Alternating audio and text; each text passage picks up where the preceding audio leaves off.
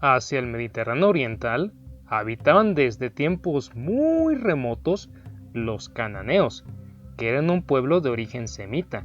Las tierras de Canaán, con partes pedregosas y áridas, eran sin embargo fértiles, e hicieron de los cananeos un pueblo de pastores y agricultores. Cada población tenía un gobierno propio, formando una ciudad-estado.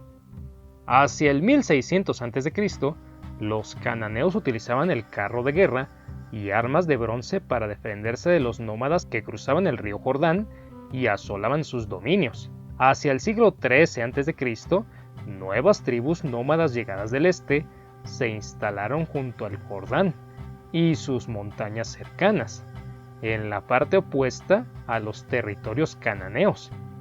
Aquellas tribus llegadas del desierto fueron multiplicándose, a veces asimilando a pequeñas poblaciones locales, y comenzaron a ocupar los valles del Jordán.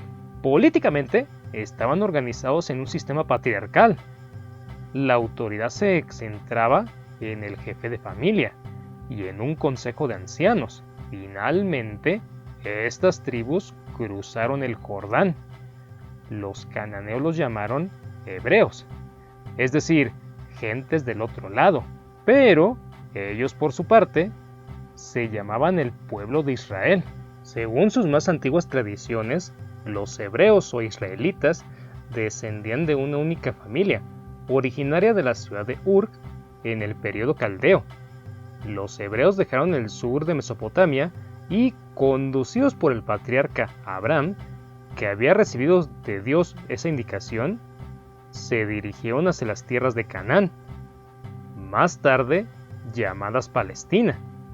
Luego de un largo viaje, llegaron a Palestina y ahí se establecieron, pero sus descendientes emigraron más tarde a Egipto, donde vivieron por mucho tiempo y padecieron esclavitud. Su libertador fue Moisés, quien los sacó del país de los faraones y los condujo hacia Palestina, la tierra prometida, en una penosa travesía recordada como el Éxodo. En la tradición hebrea, Moisés fue quien les inculcó el sentido de nación y las bases de su religión. Él reafirmó la existencia de un único Dios, Jehová, cuando todas las demás religiones eran politeístas, o sea, que adoraban a varios dioses. Esta religión monoteísta transmitió sus tradiciones de manera verbal de generación en generación, hasta que, varios siglos después, fueron puestas por escrito en el Antiguo Testamento, primera parte de la Biblia. Cabe destacar que existieron pocas referencias históricas de los hebreos, ya que por entonces no eran tan importantes para figurar en las crónicas de los grandes imperios.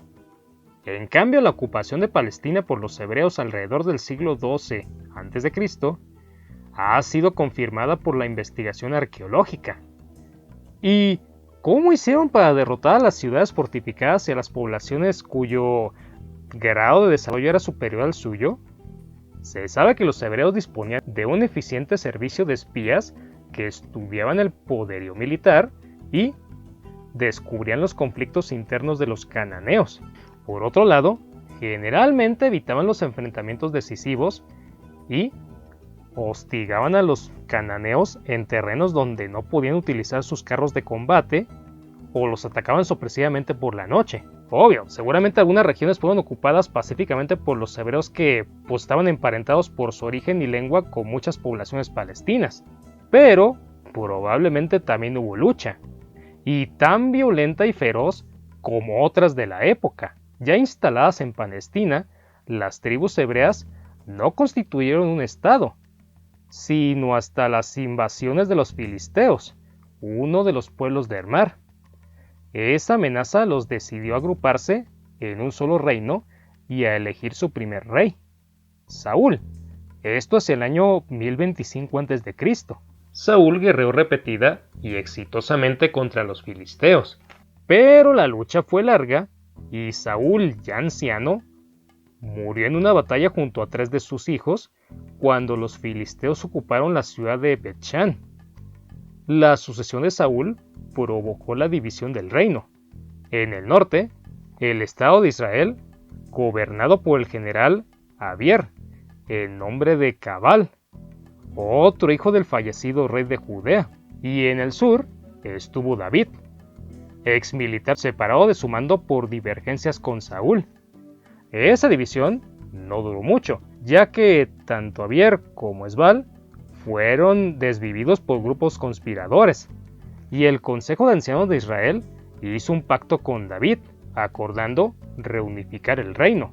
Para evitar las discordias internas, David no quiso instalar su capital ni en Judea ni en Israel, y decidió conquistar una ciudad cananea, Jesús. Jesús estaba edificada sobre las montañas de Sión, rodeada de obstáculos naturales y totalmente amurallada. Algunos soldados de David consiguieron, sin embargo, filtrarse hasta la ciudad y abrir sus puertas para que penetrara el grueso del ejército.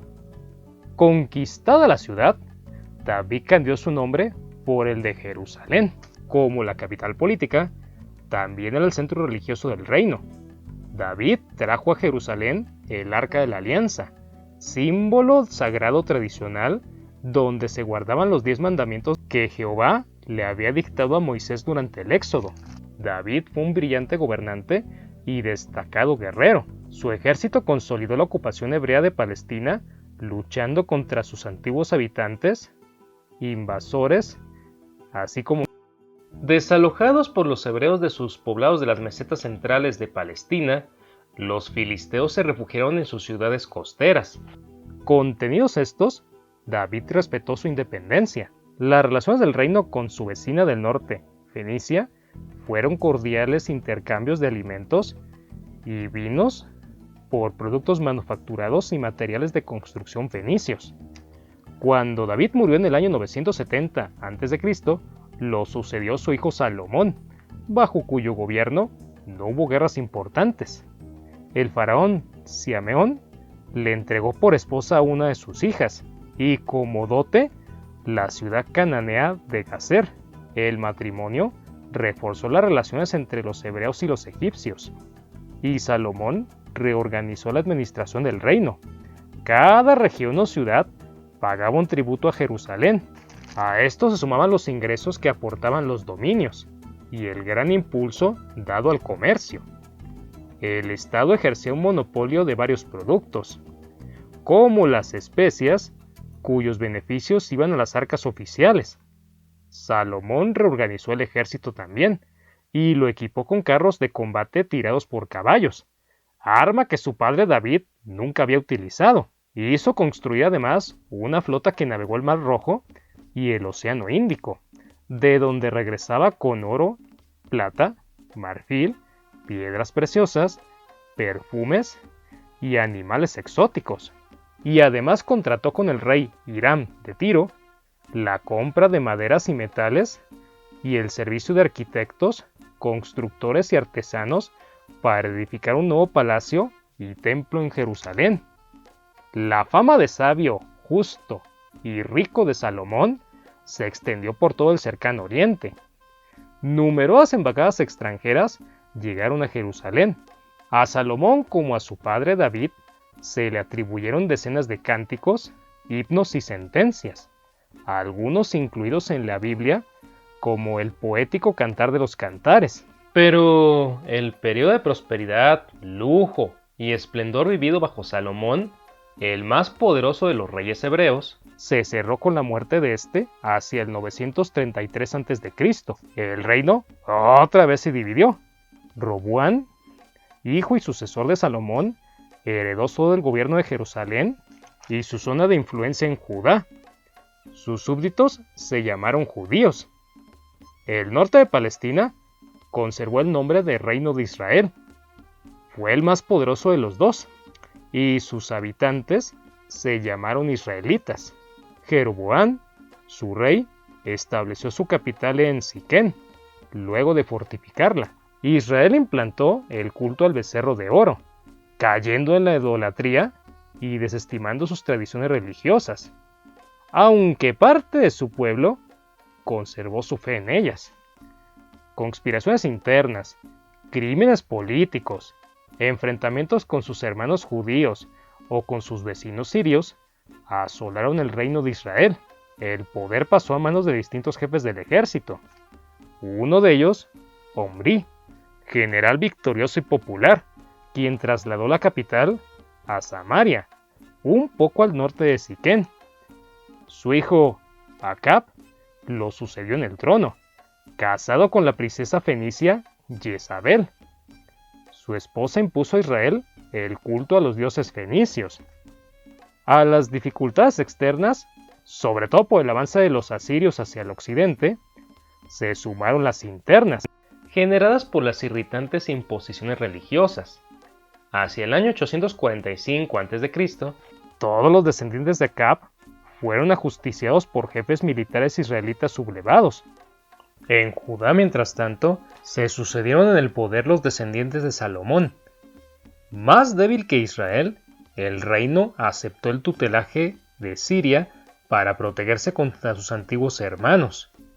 Pero cuando más tarde los asirios tomaron Samaria y conquistaron Israel, el rey Ezequías se alió a los egipcios para enfrentar a la dominante Asiria. Las fuerzas del rey asirio Sanaquerib derrotaron a las tropas aliadas, arrasaron las ciudades judías y deportaron a su país a 200.000 judíos, alrededor del año 700 a.C. Ezequías salvó su vida y parte de su reino aceptando el dominio asirio y pagando un fuerte tributo a Sanaquerib. Librada de la destrucción total, Judá sobrevivió más de un siglo, hasta que el segundo imperio babilónico o caldeo, luego de someter a los asirios, avanzó sobre Egipto. Judá se encontraba en el camino hacia Egipto, y los babilonios invadieron y conquistaron Jerusalén, y deportaron a toda su población activa en el año 597 a.C. Babilonia impuso un nuevo rey a Jerusalén, Sedecias, que se mantuvo obediente durante unos años. Finalmente, con la ayuda de Egipto, Judá se independizó. Nabucodonosor, el rey de Babilonia, ocupó todo el reino, sitió Jerusalén y ésta resistió hasta sus últimas fuerzas, siendo arrasada poco después. Quienes se salvaron de la matanza fueron deportados. Judíos e israelitas revivieron en Babilonia las deplorables condiciones de vida de sus antepasados cuando estaban en Egipto.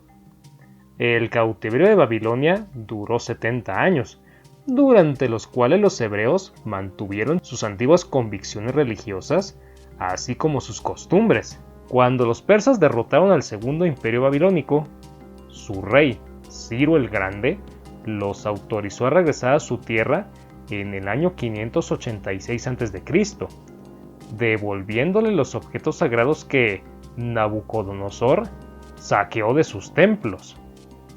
Más de 40.000 hebreos, en su mayoría judíos, retornaron a Palestina. Eran súbditos del imperio persa, sí, pero se les respetaron su religión y sus costumbres. Gran parte de ellos repoblaron Jerusalén y sus tierras aledañas, apoyados en los textos de sus profetas, que habían criticado a quienes traicionaron tanto su religión como las leyes de Moisés. Fueron reconstruyendo sus ciudades y su antigua fe, esperando la llegada tan anunciada por el profeta Isaías del Mesías que restablecería el reino de Israel junto con la justicia y la felicidad en toda la tierra. Si te gusta mi trabajo, por favor, suscríbete, activa las notificaciones y comparte el video con tus amigos. Eso es algo que me ayudaría bastante. Mi nombre es Ajay López y te deseo un día histórico.